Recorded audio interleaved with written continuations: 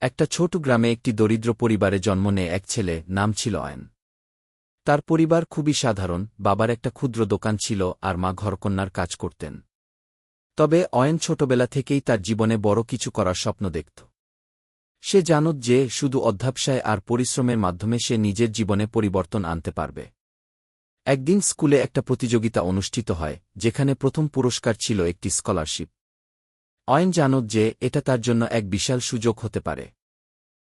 কিন্তু তার মধ্যে কিছুটা ভয় ছিল, কারণ তার তেমন কোনো বিশেষ শিক্ষা ছিল না, সে শুধু পরিশ্রমী ছিল। তবুও সে তার লক্ষ্য স্থির করল। প্রতিদিন স্কুলের পর সে বই পড়ত, বন্ধুদের সাহায্য নিত, আর সঠিক প্রস্তুতির জন্য অনেক সময় দিত। প্রতিযোগিতার দিন অয়ন খুবই উদ্বিগ্ন ছিল। তার প্রতিদ্বন্দ্বীরা ছিল অনেকেই, যারা অনেক ভালো পারফর্ম করত। কিন্তু অয়ন জানত এটি তার একমাত্র সুযোগ এবং সে যতটা সম্ভব তার সেরাটা দেবে।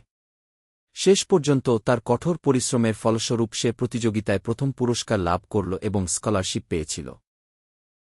এই গল্পটি আমাদের শেখায় যে শুদ্ধ মনোভাব, পরিশ্রম এবং ধৈর্যের মাধ্যমে যে কেউ তার লক্ষ্য অর্জন করতে পারে। বড় স্বপ্ন দেখতে হবে, তবে সেই স্বপ্ন পূরণ করতে হলে নিজের অঙ্গীকার এবং পরিশ্রমের কোনো বিকল্প নেই।